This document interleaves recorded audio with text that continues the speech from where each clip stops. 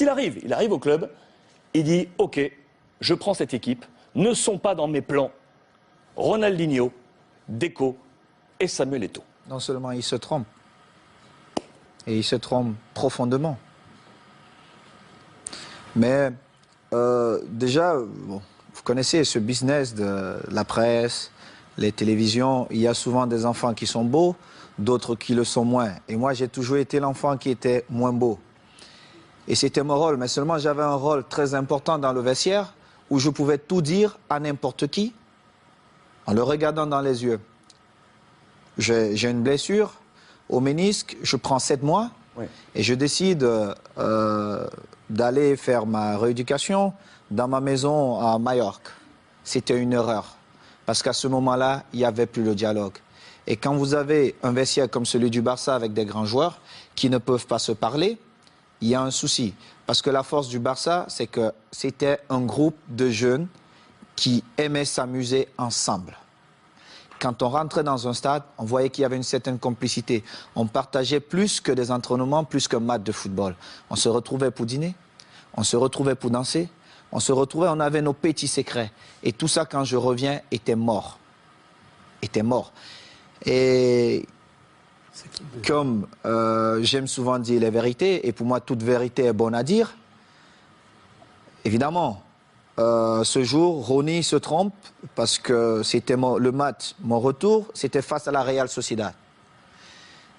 Franck, qui me prend avant le match, il me dit « Est-ce que tu veux commencer ou tu vas attendre ?» Je lui ai dit « Franck, je préfère jouer les dernières 20 minutes en espérant que le Barça sera en train de gagner 3-0, voire 4. C'est plus facile pour quelqu'un qui a fait 7 mois sans jouer. » Mais malheureusement, ce n'était pas ça. Franck fait 3 remplacements et je suis toujours à l'échauffement.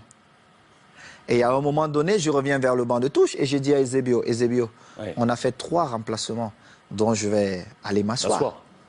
Simple. Moi, je n'étais pas fâché. Je reviens, c'est mon premier match. Je savais que j'allais jouer à n'importe quel moment, je devais jouer.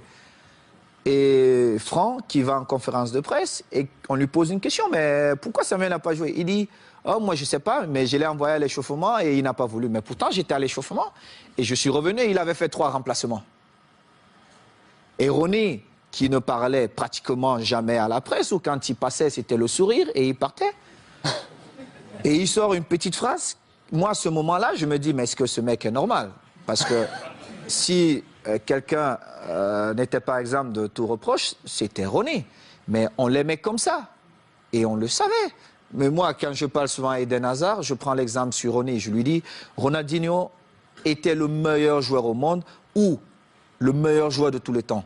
Parce qu'il était incroyablement fort. Mais seulement un joueur qui ne s'entraîne pas tous les jours, au bout d'un moment donné, ça paye cash. Ça paye. Tu peux être Ronaldinho, tu peux être Messi. Si tu ne t'entraînes pas, monsieur Eden Hazard, au bout de 2 ans, on t'oublie. Et le football va tellement vite qu'il y aura un autre gamin qui va naître, qui sera encore plus fort. Et c'était ça. Et quand Ronny le dit, moi j'attends le lendemain, personne ne s'excuse. 2 jours après, personne ne s'excuse. Je dis, mais ils ne sont pas bien dans leur tête, eux.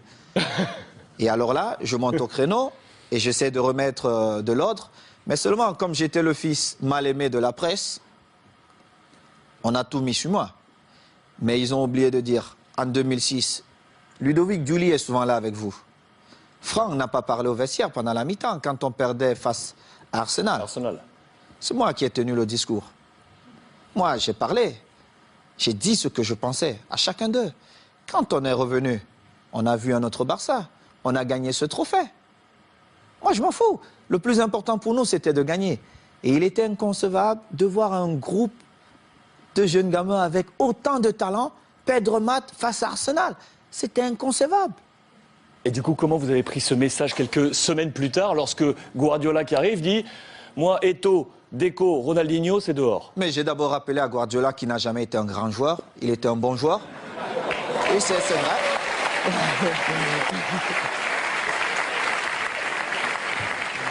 Mais c'est vrai.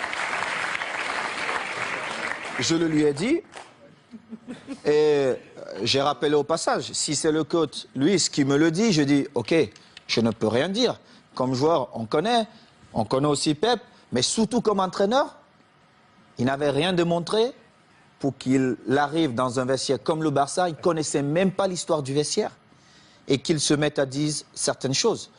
Et en plus, ce qui me faisait encore plus mal, c'est qu'ils inventaient des choses que la presse relayait. J'ai eu cette discussion avec lui et j'ai eu une très très belle offre pour aller jouer 6 mois en Ouzbékistan où on me payait 26 millions de dollars.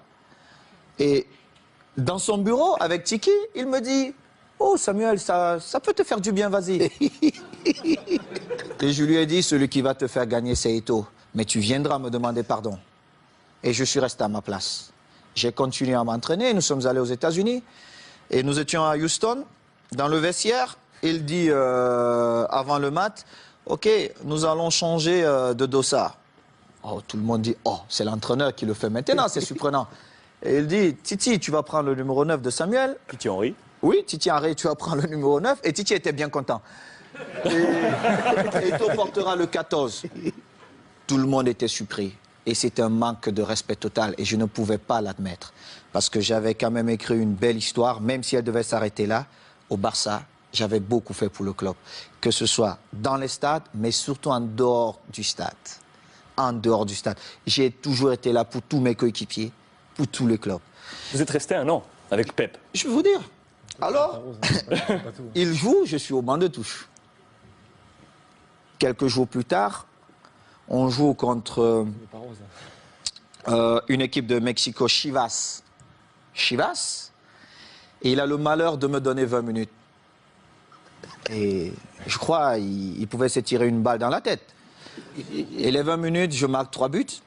On revient à New York contre Red Bull. Bon, il se dit, bon, voilà, il me renvoie dedans. Je marque encore 3 buts.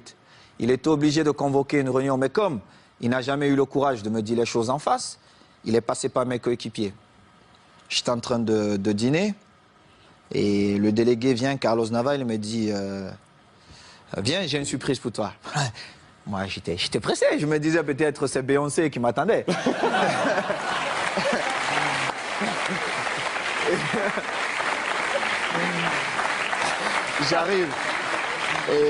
J'arrive dans cette suite et je vois Jorquera, Oleguer, non pas Oleguer, Puyol, Les jeunes du Barça. Léo, André, Xavi et surtout Victor, qui est l'un de mes meilleurs amis. Et Victor Valdés. Victor Valdés. Et je vois Pep qui est au fond. Et mon visage change. Parce que j'étais très agressif quand je voyais Pep. Mon visage change. Il n'a pas parlé. Alors, Makina, Xavi, il prend la parole, il me dit, bon, négro, comme on te l'a toujours dit, on l'a manifesté, on veut que tu restes et il faut que tu trouves un terrain d'entente avec Pep. Et j'ai dit, moi, je ne parle pas à Pep. Il doit me présenter ses excuses parce qu'il m'a manqué le respect ouvertement à plusieurs reprises et je n'accepte pas ça. Moi, si vous ne me respectez pas, je ne vous respecte pas. C'est comme ça, la loi chez moi. J'ai souffert pour être là. Je respecte tout le monde, mais si vous ne me respectez pas, je ne vous respecte pas. Mais alors là, je fais le double, ou voire même le triple que ce que vous avez fait. Et Pep, il parle un peu en catalan, tout ça, il trouve un peu des phrases difficiles. Et on commence la saison, j'ai parlé 2 fois à Pep. 2 fois. Une fois, c'est parce qu'il me demandait d'aller parler à Yaya Touré qui ne voulait rien savoir de lui. Et une autre fois, c'est parce qu'il voulait me donner des leçons. Comment un attaquant devait bouger. Je lui ai dit, mais Pep, tu as été milieu de terrain, tu n'as pas été un grand attaquant. Moi, je marque mes buts comment? Ce mouvement ne devait pas se faire comme ça. Et en plus, on était à l'entraînement. Et moi, j'ai fait un jeu sans ballon pour créer un espace pour Messi qui venait. Et en plus, Léo marque. Il me dit, non, non, non, non, il fallait faire. Je lui ai dit, mais toi, t'es pas normal, toi. En fin de saison, je marque, je crois, 35 buts. Et je marque le but qui nous permet de prendre l'avance face à Manchester à Rome. On se retrouve en finale de Ligue des Champions. Oui, en finale de Ligue des Champions. On se retrouve à la Corogne. Et à la Corogne, je marque 2 buts ce match. Et je devais partir jouer face au Togo avec les Lions. On a un dîner bien arrosé. Moi, je ne bois pas. Mais tout le monde s'est lâché un peu. Et il dit, oh, je vais porter un toast. Et puis voilà. Vraiment, il faut qu'on dise merci à Samuel parce que c'était une saison difficile pour lui, mais il a montré le grand joueur qu'il est. Tout ça, tout ça. Un beau discours. C'est la première fois où j'ai fait confiance à Guardiola. Mais cela m'a coûté mon passeport pour l'Inter de Milan.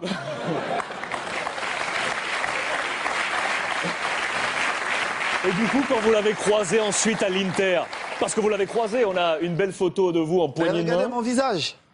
Parce que Guardiola, il m'a vu dans le tunnel. Est-ce qu'il m'a salué dans le tunnel? Il ne m'a pas salué dans le tunnel.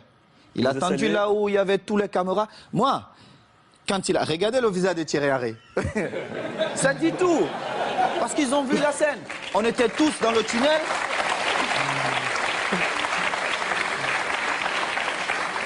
Regardez Léo Messi.